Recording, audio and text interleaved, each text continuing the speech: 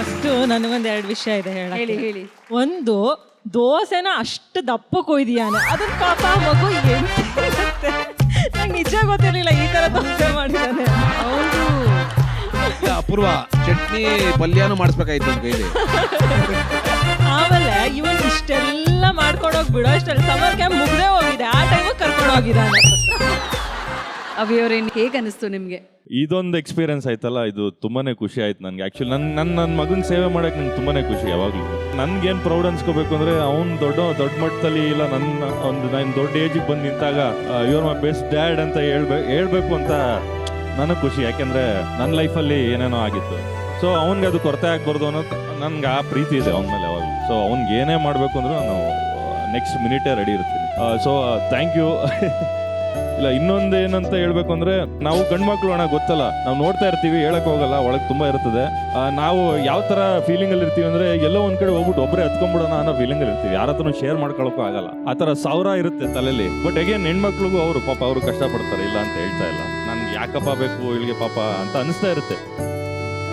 ಅವಳು ಅದನ್ನೆಲ್ಲ ತಡ್ಕೊಂಡು ಒಂದು ಸ್ಟೆಪ್ ಹತ್ಬಿಟ್ಟೆ ಅಂದ ತಕ್ಷಣ ನಮ್ಮ ಲೈಫ್ ಸೆಟ್ಲ್ ಆಗೋಯ್ತು, ಇವನು ಆರ್ಟಿಸ್ಟು, ಇವನ್ನೆಲ್ಲ ಗೆದ್ಬಿಡ್ತಾನೆ, ಒಂದಷ್ಟು ಸಿನಿಮಾಗಳಾಗ್ಬಿಡುತ್ತೆ, ಅದೆಲ್ಲ ಸುಳ್ಳು. ಸೊ ಒಂದು ಸ್ಟೆಪ್ ಆದಮೇಲೆ ಇನ್ನೊಂದು ಇದೆಯಲ್ಲ, ಅದು ಇನ್ನೂ ತುಂಬ ದೊಡ್ಡ ಸ್ಟೆಪ್ ಇರುತ್ತೆ. ಆ ಸ್ಟೆಪ್ ಹಾಕ್ಬೇಕು ಅಂದರೆ ನಾವು ಕಾಯ್ಬೇಕು.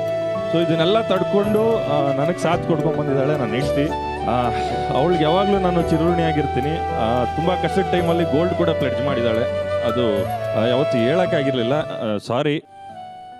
ಆ ಥರ ಎಲ್ಲ ಫೇಸ್ಗಳು ನೋಡ್ಕೊಂಡು ಬಂದಿದ್ದೀವಿ ನನ್ನ ಲೈಫಲ್ಲಿ. ಅಣ್ಣ ಅವಳು ಏನೇ ಹೇಳಿದ್ರೆ ನಾನು ಮಾಡ್ತೀನಿ, ಇದೊಂದೇ ಅಂತ ಅಲ್ಲ. ಅವಳು ನನಗೆ ಹಿಂಗಾಗಬೇಕು, ಈ ಥರ ಆಗಬೇಕು, ಅದು ನಾನು ರೆಡಿ. ಸಾರಿ, ನನಗೆ ಏನಾದರೂ ನಿಂಗೆ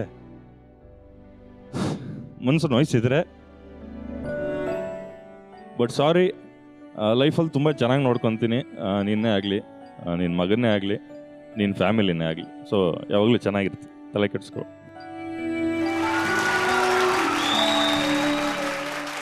ರುದಾನ್ ಬರಪ್ಪ ಇಲ್ಲಿ ಬಾ. ಅಪ್ಪ ಸಿಕ್ಕಾಬಟ್ಟೆ ಎಮೋಷನಲ್ ಆಗ್ಬಿಟ್ರು. ಈಗ ನೀನು ಹೇಳು, ಅಪ್ಪ ಮಾಡಿದ್ದೆಲ್ಲ ಇಷ್ಟ ಆಯ್ತಾ? ಅಪ್ಪಂಗೊಂದು ಹೋಗೊಂದು ಪಪ್ಪಿ ಕೊಡ್ತೀಯಾ?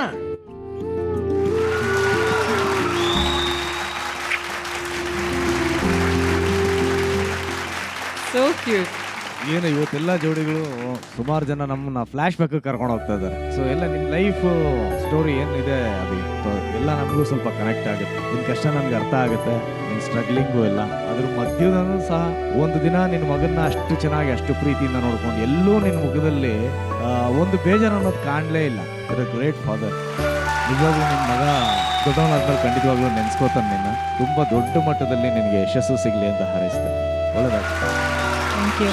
ಮಾಲಿಕಮ್ಮ, ಸಿಕ್ಕಾಪಟ್ಟೆ ನಕ್ಕಿದೀವಿ, ಸ್ವಲ್ಪ ಅಳಿಸ್ಬಿಟ್ಟ ಅಲ್ಲ ಅಭಿ.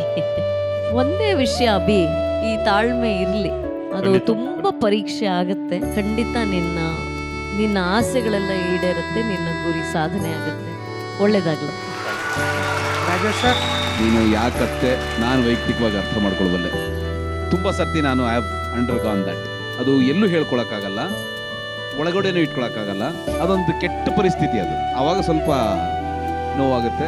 ನೀನು ಧೈರ್ಯವಂತ, ನನಗೆ ಆ ಧೈರ್ಯನೂ ಇಲ್ಲ. ಅಟ್ಲೀಸ್ಟ್ ನೀನು ಬಂದು ಸ್ಟೇಜ್ ಮೇಲೆ ಹೇಳ್ಕೊಂಡೆ. ತಲೆ ಕೆಡಿಸ್ಕೊಬೇಡ, ಒಳ್ಳೇದಾಗುತ್ತೆ. It was A very nice recreation.